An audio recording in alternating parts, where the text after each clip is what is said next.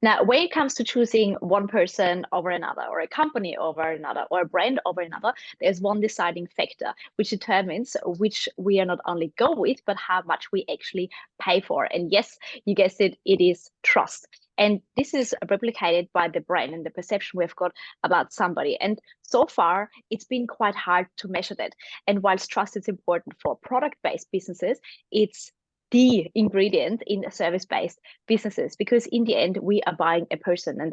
And as I said, it has been very hard to measure how it actually translates into tangible outcomes, into commercial results, until today, because we are joined by somebody who has done an incredible job researching the impact of trust in the professional services industry, more specifically working with lawyers, and how it impacts advocacy, loyalty, reputation, and of course, pricing. Now, Michelle Hughes is joining us today. Michelle, thank you so much for being here. Thanks for having me, Petra. I'm honestly excited about this conversation, and how we met was very interesting. So as I said, you've done an incredible job on the trust report as part of your MBA studies. And we connected through an MBA network event where I was a keynote speaker, and you connected with me prior to that on LinkedIn. I loved your enthusiasm. And then only a couple of weeks ago, I actually saw the report. And honestly, I was blown away. So I could not have you on the show and share all your findings with us. But before we get into the meat and potatoes of that, you've been in professional services for a very long time. What actually got you into that industry? Suppose what I love about professional services is that interaction with a wide range of clients from various different backgrounds, sizes, scopes. You have the small startup, 1-2 family businesses, and then you have your ASX businesses, and that opportunity to work with such a broad scope of clients and understand their differences and their needs, and to help them along that journey. It's just an incredibly rewarding experience. Absolutely. And nowadays there's so much automation and so forth, and also more complexity. So working with different people and their businesses and their requirements, there's never a dull moment. Let's just put it that way. Never a dull moment. Now, I just talked about the report that you did as part of your MBA studies. Trust and the impact of the economy and on especially the numbers isn't necessarily something that everyone thinks of. What actually got you interested in researching that topic? It's a really interesting background story, because it wasn't where I expected to end up when the journey started.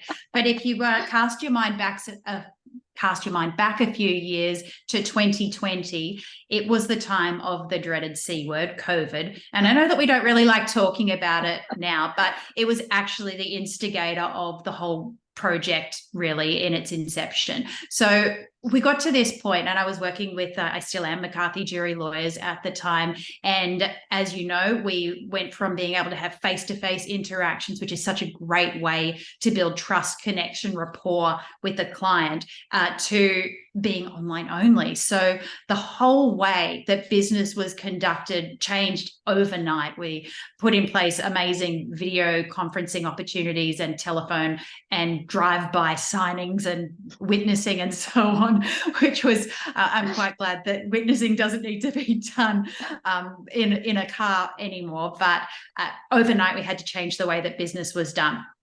Come September, when things started to go back to normal, I was sitting down with the executive team and I said, look, I'm really interested in how we've been performing over that time. All of those customers, the clients that we've serviced over the last few months, are they as happy as the clients who we had previously? So ran an NPS survey, which most businesses would do, and got this feedback. And the good news was the firm had done exceptionally well, but there was some feedback that came through where I looked at it and was like, oh, I wish I knew who this person was, what the matter was, what the team member was, so that I could go back and really change the way that we handled or finished that off, because we'd missed something along the lines. So from there, this idea to send a survey out at the end of each matter, so at the point where the invoice went to the client when they're at their most critical, came about. And what I wanted to measure was how well we had built their loyalty, their trust,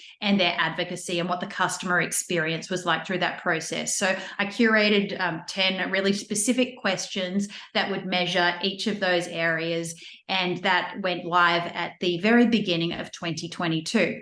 So 2021. So fast forward 2 years, I've got all of this data, and it's been incredible. It has been used to redefine processes, to train employees, to have conversations with clients who might not have gotten the result that they wanted. And it's increased trust and loyalty and so on. But it felt a little empty. It felt like I should be doing more with this. And so the next step was I spoke with a couple of my professors at QUT about this trust research project. I'm a member of the Brisbane Trust Alliance. I heard you speaking and came up with this amazing plan.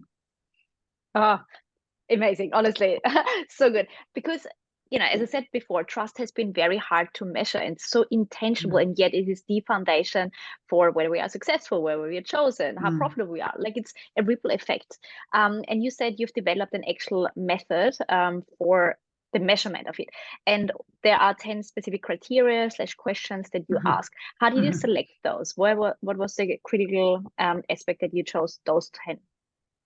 Yeah, so if you understand trust, you know that there are different elements of what we call the trust equation. So vulnerability, uncertainty, confidence, benevolence, there are different elements. And essentially, you build trust by minimizing your uncertainty and minimizing your vulnerability through your confidence and actions. That's what trust is really. And over an extended period of time, you increase that trust. The more times you prove yourself to be reliable and accountable, the higher that trust score is. So different for different industries, but the research project is very transferable across all of professional services.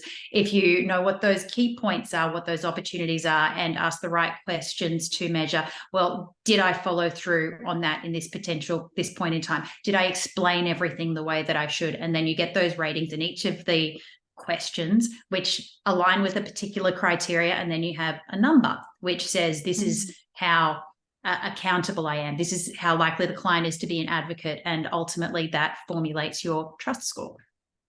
Oh, so good. And I'm not sure if you know, but when I did my initial research, I looked for the professions that have the highest and the least level of trust and confidence, and nurses and firemen and so forth. They're right up there. Lawyers, on the other hand, not so much. Yeah, and that is very interesting, isn't it? It is. And I'm curious, why do you think that is? And what is a trustworthy lawyer to start with? Like, what's the definition? Yeah, look, this is interesting. So when I did the trust research project, it became really clear that there were lawyers who had really high trust scores, and then other lawyers that had much lower trust scores.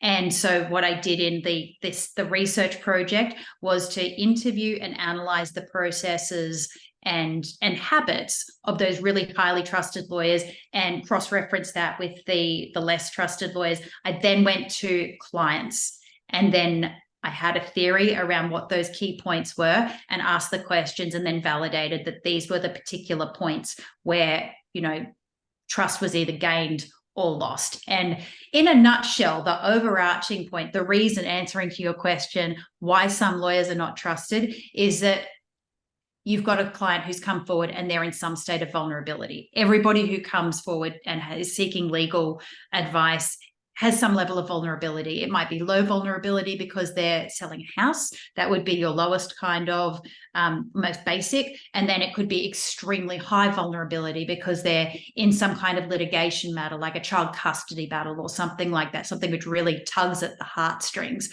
So consider varying vulnerability, and then consider A and B, different lawyer types. One who has great communication and reduces the ambiguity, provides really good advice, and the other one who is not.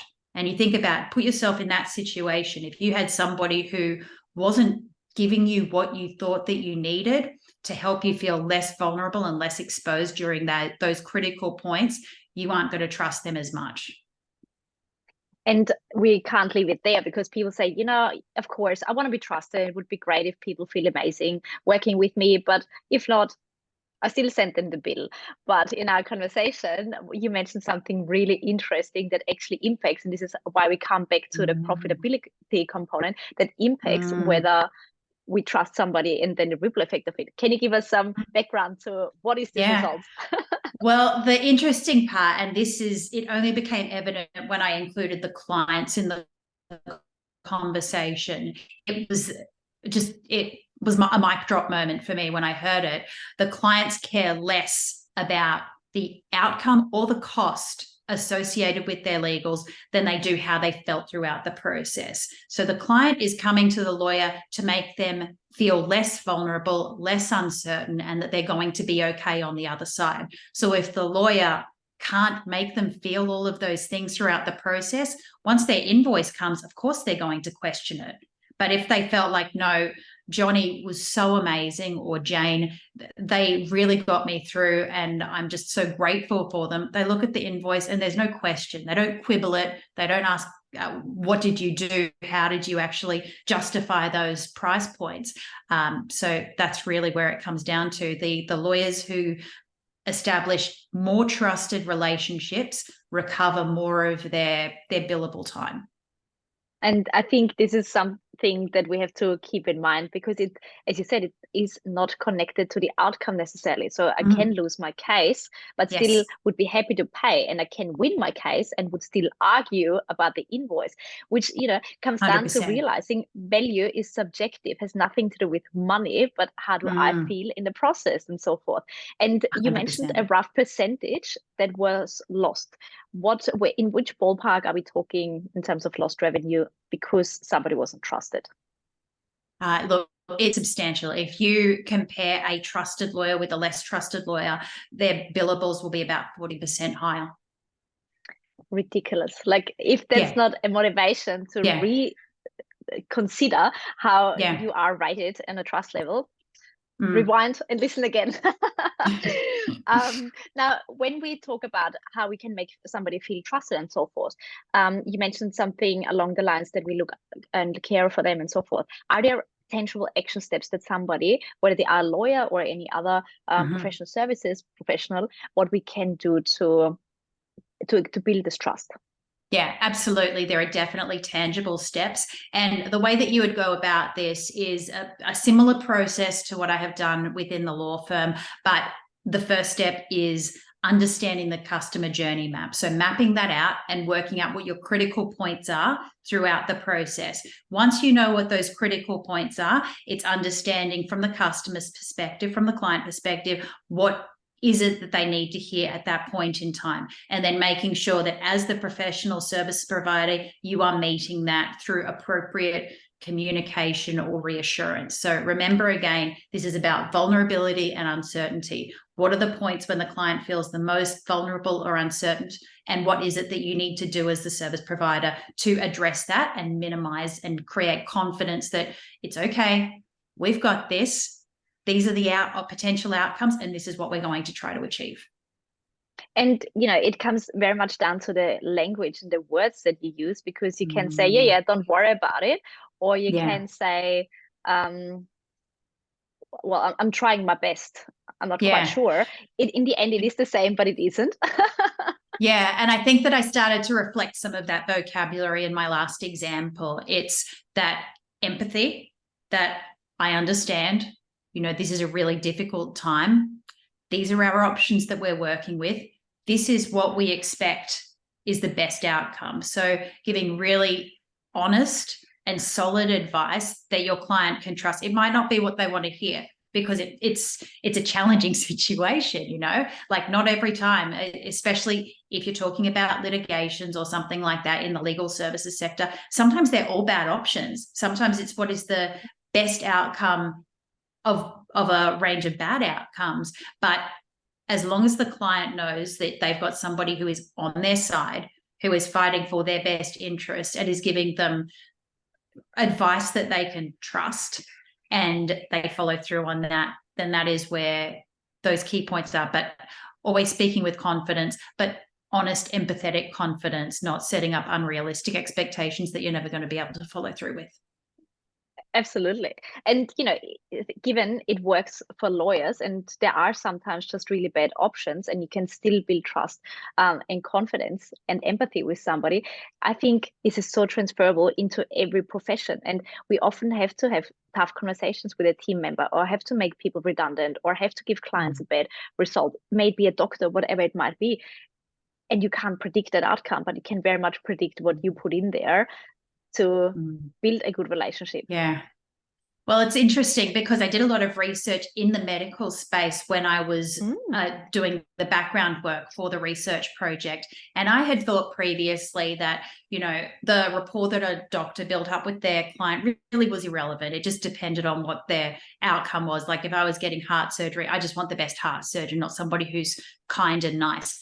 It turned out that in the medical sector, that the doctors that spent more time building rapport and asking questions, so in GPs, it was less medical indemnity claims, and in the surgery space, it was the client, the surgeons who spent, I think, 17 minutes longer with their clients in the initial consultation had less, they were sued less often. So it was just insane. And the feedback that came from the medical insurers was that people don't like to sue people that they like. And this was where, when I was doing that research, I was like, there's something in this. I need to really dig into this when it comes to professional services.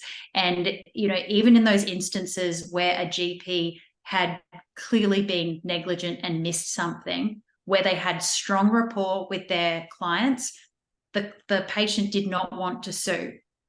So very interesting. Fascinating. Yes. And, it comes down to the laws of influence and persuasion from Robert Cialdini, because he also identified that a little bit of small talk at the beginning of a meeting results in a higher level of not compromise, but being on the same page and less conflict. Yeah. And people say, oh, it's just a small talk to talk about weather. I'm not into that. It doesn't matter. This is how you actually win business over. This is how you can reduce conflict. So spend the 2, 3, 5, 10 minutes, whatever it might be, and it makes all the difference, doesn't it? Well, I think it just goes back to that basic principle that people buy from people. People want to work with people that they like and they feel like they're on the same pages. They want to be understood. And, whether you call it rapport or trust or whatever title you give it, it comes down to investing in the people that you're working with. And then that is returned in like. And that it's a perfect segue into the next question, because obviously AI has been a big topic and it impacts literally every profession and industry. There's been just recently a case in the US where a lawyer took information from ChatGPT and was wrong, so he was sued. Where is the fine line, and how does AI impact the law industry? How can we use it to our advantage, but also not take advantage of it, that it actually bites us in the backside? Yeah, and I think that that's the really important thing to acknowledge. So AI in that open source forum, so ChatGPT, that most people would be aware of, is it's prone to AI hallucinations, and you can't trust all of that information. I see AI being more of a tool that we use for process efficiency. So where we create our own set of rules internally in our own programs, to whether it's for communication, automation, mostly, think about a GPS system. Nobody thinks about that as AI, but it is, and we've been very comfortable using that for a long period of time. But think GPS inside your organization. So you've already set up your own rules, your processes, but we can find cost efficiencies from a client perspective, like through file review. We can program in what all of those red flags are, and the time taken for an AI to review a document rather than a human is significantly less, so the cost to the client is less. And that is really where we're going to have those efficiencies. It's in allowing our people to focus on the more complex, difficult work that they should be doing, that critical thinking. That's what humans are best at, the processes and so on. It's like when Microsoft came in and we had to suddenly start using Word rather than handwriting letters. So think about it like that within the organization, not all of a sudden just going and saying, oh, write my key argument for me. That's dangerous. Absolutely. Which is a perfect segue again into this question in terms of skills. Where should we focus on, especially if we want to get into professional services? We don't want to be left behind. So clearly we want to know how to use technology, but at the same time, where do you see aspiring and or existing and emerging professionals? Where should they focus on? I think that, touching on that AI side of things, right now, if you haven't got a grasp of what AI is or Chat GPT, then create an account now. You need to get an understanding of how it fits into the business landscape, what the limitations are, and where you can use it to make you more efficient. And I'll go back to that example again where Microsoft first came in and we started using Word and Excel.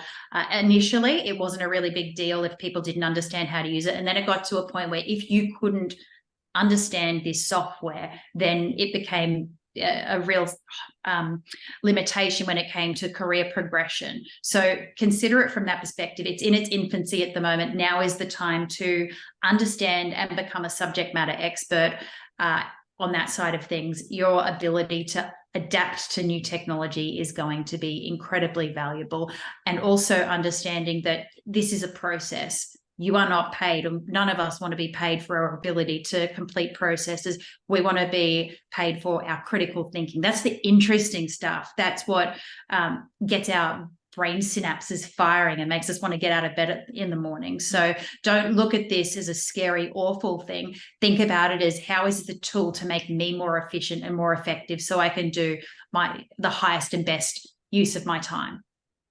And you're so spot on when you said, eventually it will hinder you in the career progression. Like, think of Canva. Only a few years ago, there was kind of a taboo thing. And now if you don't have it on your resume, it's like, what's wrong with you? Have you slept under a rock or what? It's just a standard tool now. And the same is going to be with AI. It's like, also, you don't want to be more efficient and make us more money or save us more money. And we should hire you. Makes sense. Yeah. No. Absolutely. Exactly right. You hit it on the head. This is just another tool in our toolkit. It doesn't replace, it's just another option that you have when you're looking at, well, how's the best way to approach this task? Is there a pathway for this? Fantastic. I'm going to get it to do my first draft for me so that I can save 45 minutes and turn this project from an hour, or this task from an hour to 15 minutes.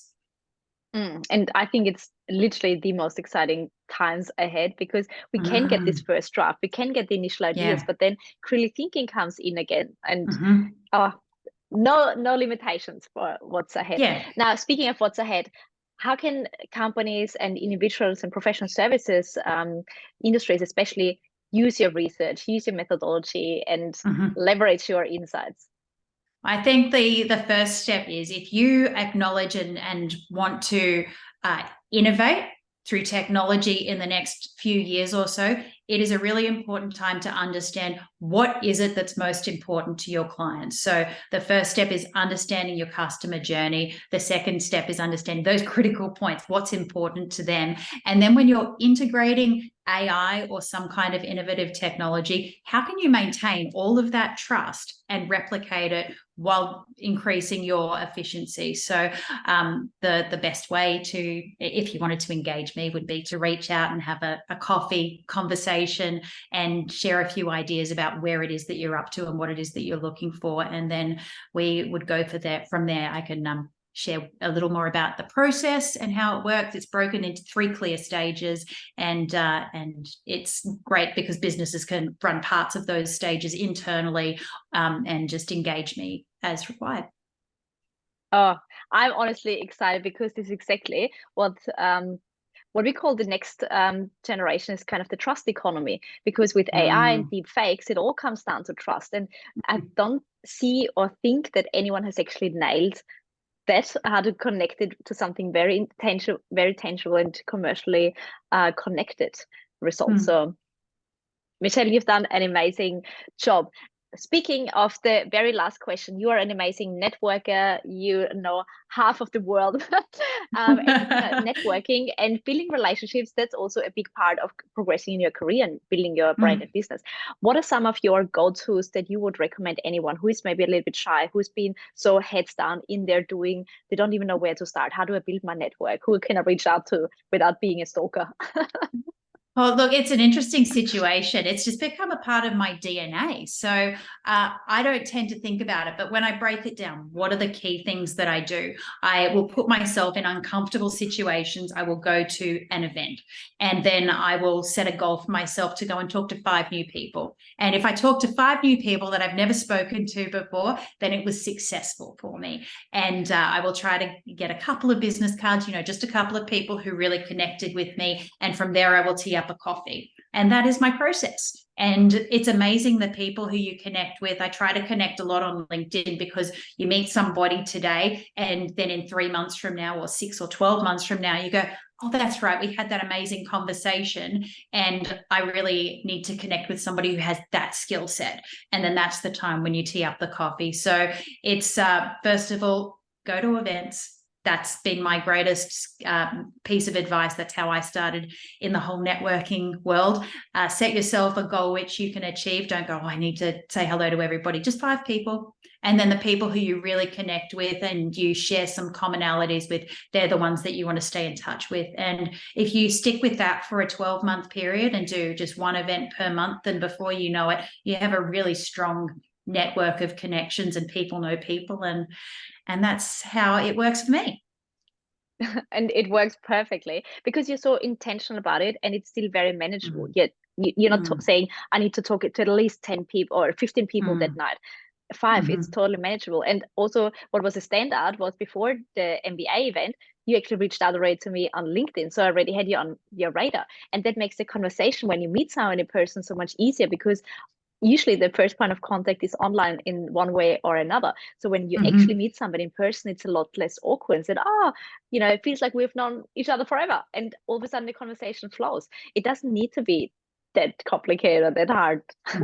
Yeah, 100%. I think that, well, that was really fortunate, because I saw you as a speaker, and I was like, oh, I need to get to know this amazing lady. So And I'm so glad we connected, because as I said, your research has been out of this world amazing, and I cannot wait to see how you get it out there, how more companies can take advantage and set new standards when it comes to trusting professional services. So thank you so much for doing all the hard work, and thank you so much for being here today.